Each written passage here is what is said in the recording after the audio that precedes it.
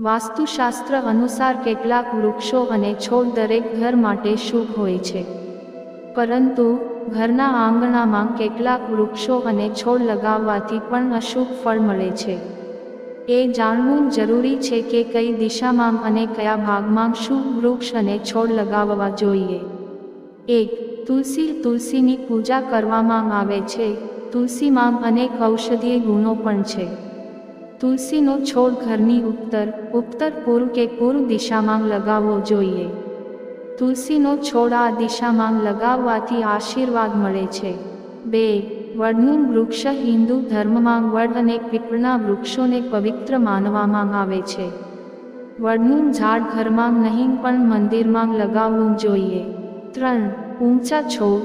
ઊંચા છોડ ઘરની દક્ષિણ કે પશ્ચિમમાં મૂકવા જોઈએ. આ દિશામાં લાગુ કરવું જોઈએ. એવી જગ્યા જ્યાં તેમને પુષ્કળ સૂર્યપ્રકાશ મળે અને આ છોડ ઘરમાં રહેતા લોકોનો રસ્તો રોકતા નથી. 4. નાના છોડ. નાના કદના છોડ પૂર્વ કે ઉત્તર દિશામાં લગાવવા જોઈએ, પરંતુ તેમને ઉત્તર પૂર્વ દિશામાં રાખવું નુકસાનકારક હોઈ શકે છે. 5.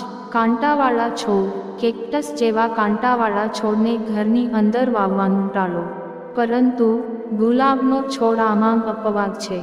ગુલાબનો છોડ ઘરે લગાવી શકાય છે. 6. લતાઓ.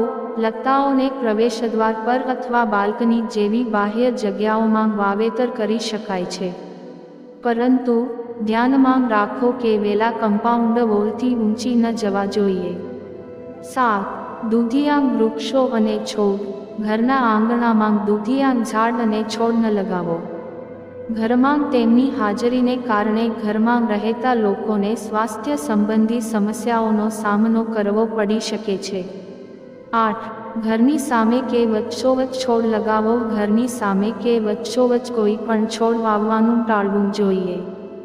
આવું કરવાથી નકારાત્મક અસર થાય છે. 9.